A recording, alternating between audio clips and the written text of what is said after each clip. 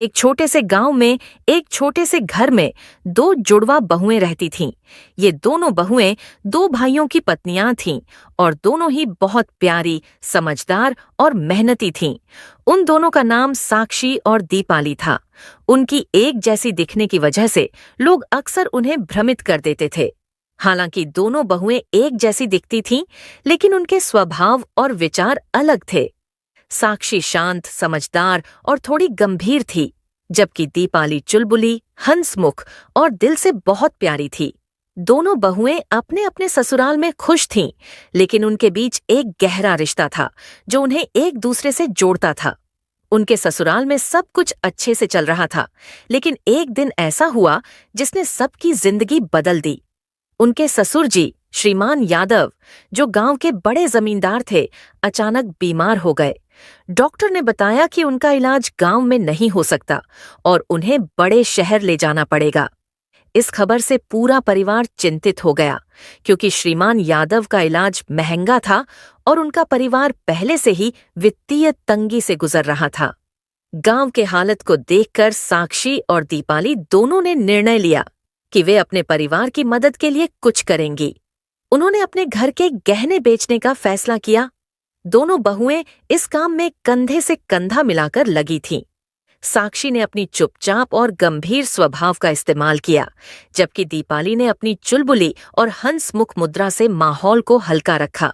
दोनों बहुएं एक दूसरे का हौसला बढ़ातीं और हर स्थिति में एक दूसरे का साथ देतीं। कुछ दिनों बाद श्रीमान यादव को शहर ले जाया गया और उनका इलाज शुरू हुआ। धीरे धीरे उनकी तबीयत ठीक होने लगी और परिवार ने राहत की सांस ली। इस दौरान साक्षी और दीपाली ने घर के बाकी काम भी संभाले, ताकि घर की स्थिति सामान्य रहे। एक दिन गांव में एक बड़ा मेला लगा। मेले में हर तरह की चीजें बिक रही थीं, जैसे कपड़े, खिलौने, मिठाइयां और कई तरह के सामान। साक्षी और दीपाली ने सोचा कि वे मेले में जाएंगी, ताकि घर के लिए कुछ नई चीजें खरीद सकें और थोड़ा आराम भी मिल सके। दोनों बहुएं मेले में पहुंच गईं। वहां दोनों ने बहुत मजा किया, हंसी मजाक किया और कुछ सामान खरीदा। इस दौरान साक्षी और दीपाली की मुलाकात गांव के एक पुराने दोस्त संजय से हुई। संजय को देखकर दोनों बहुएं खुश हो गईं। वह लड़का बहुत ही इंटेलिजेंट और समझदार था। उसके साथ वे पुराने दिनों की यादें ताजा करने लगीं। संजय ने दोनों से पूछा कि उनके घर में क्या चल रहा है, तो साक्षी और दीपाली ने उसे पूरी स्थिति बताई। संजय ने सहानुभूति व्यक्त की और मदद का प्रस्ताव रखा।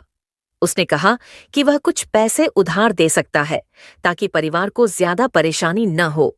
साक्षी और दीपाली दोनों ने संजय का धन्यवाद किया, लेकिन उन्होंने उसे मना कर दिया। दोनों ने कहा कि उन्हें खुद अपने तरीके से यह समस्या हल करनी है। कुछ दिनों बाद श्रीमान यादव का इलाज पूरा हो गया और वे ठीक हो गए। परिवार में खुशी का माहौल था, लेकिन साक्षी और दीपाली के मन में एक खटका था। उन्हें लगता था कि क्या उन्होंने सही किया? क्या वे अपनी मेहनत से परिवार को समृद्ध कर पाएंगे या नहीं? साक्षी और दीपाली ने एक दिन अपने पति से इस बारे में बात की। दोनों ने अपनी चिंता जाहिर की। उनके पति ने कहा, हमारे पास जो कुछ भी है वही हमारी संपत्ति है। हमें यह नहीं भूलना चाहिए कि मेहनत और ईमानदारी से कमाया हुआ धन सबसे मूल्यवान होता है। उनके पति की बातों ने दोनों बहनों का मन हल्का किया। उन्होंने फिर से अपने काम पर ध्यान दिया। उन्होंने मिलकर अपने घर की स्थिति को सुधारा। उन्होंने न केवल अपने घर को, बल्कि पूरे गांव को एक सकारात्मक दिशा में बदल दिया। समय बीतता गया और साक्षी और दीपाली की मेहनत रंग लाई। उनके घर में खुशहाली आई। गांव में हर कोई उनकी मेहनत और परिश्रम की सराहना करता था। उनकी कहानी एक प्रेरणा बन गई कि मेहनत और विश्वास से किसी भी समस्या का समाधान निकाला जा सकता है। और इस तरह साक्षी और दीपाली ने अपने परिवार की स्थिति को बेहतर किया और गांव में एक आदर्श स्थापित किया। उनके सामूहिक प्रयास और एक दूसरे के साथ मजबूत संबंधों ने उन्हें हर मुश्किल से बाहर निकाला।